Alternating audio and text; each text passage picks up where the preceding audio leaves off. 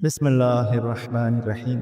৪০ বছর ধরে পরীক্ষিত একটি আমল। পত্র লেখক লিখেন, জনাব হাকিম তারেক সাহেব, যখনই আমার কোনো দেয়া ওজিফা আপনার ম্যাগাজিনে ছাপানো হয়, আমার খুশির কোনো অন্ত থাকে না।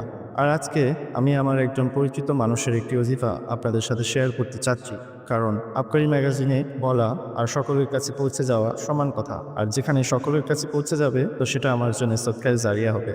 আমার সেই ভাই বলেন, গত ৪০ বছর যাবৎ আমি একটি দুরূদ শরীফ পড়ে থাকি, আর যা পড়ার পর থেকে আল্লাহ পাকের রহমতে আমার কোনো বিপদ-আপদ, বালা মুসিবত, পেরেশানি কোনো কিছুই হয়নি, এবং আমি যে কাজেই হাত দেই আল্লাহর রহমতে সে কাজেই বিজয়ী হই, এবং আমার সুখ শান্তিরও কোনো অভাব নেই। আর এই কথা শোনার পর আমি সাথে সাথে ওই ব্যক্তির থেকে দুরূদ শরীফটি লিখে নিই। দুরূদ শরীফটি হলো সাল্লাল্লাহু আলা মুহাম্মদ সাল্লাল্লাহু আলাইহি ওয়া আলিহি ওয়াসাল্লাম। আপনিও সদকায়ে জারিয়া নিয়তে এই আমলটিকে অপরের সাথে শেয়ার করুন। জাযাকাল্লাহু খাইর। আসসালামু আলাইকুম ওয়া রাহমাতুল্লাহি ওয়া বারাকাতুহু।